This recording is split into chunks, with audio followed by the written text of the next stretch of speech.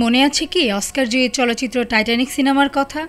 নায়ক Jack এবং নায়িকা রোজ পর্দার সামনে থেকে দুনিয়া কাঁপিয়েছিলেন। এটা যেমন মনে রেখেছেন ৯০ দশকের দর্শকরা, তেমনি শ্রদ্ধার সাথে মনে রেখেছেন চলচ্চিত্রটির আসল কারিগর অর্থাৎ প্রযোজক জন ল্যান্ডাউকে।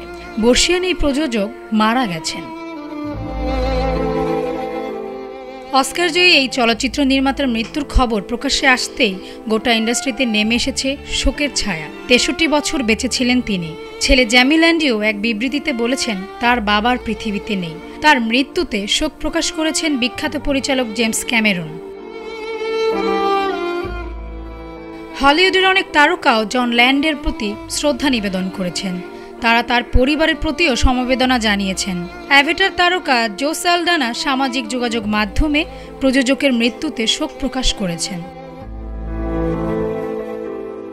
জন ল্যান্ডিও তার ক্যারিয়ার শুরু করেছিলেন ১৯৮০ সালে। সেই সময় তিনি প্রোডাকশন ম্যানেজার হিসেবে কর্মজীবন শুরু করেন। তবে তার কঠোর পরিশ্রম এবং নিষ্ঠা দিয়ে জন চলচ্চিত্র প্রযোজক হওয়ার জার্নি শুরু করেছিলেন। তিনি বিখ্যাত পরিচালক জেমস ক্যামেরনের সঙ্গে হাই বাজেটের চলচ্চিত্র নির্মাণ করেন। তারা ১১ বার অস্কার মনোনয়নও জিতেছে। তাসনুভা আহমেদ, ইন্টারন্যাশনাল ডেস্ক, ভোরের পাতা।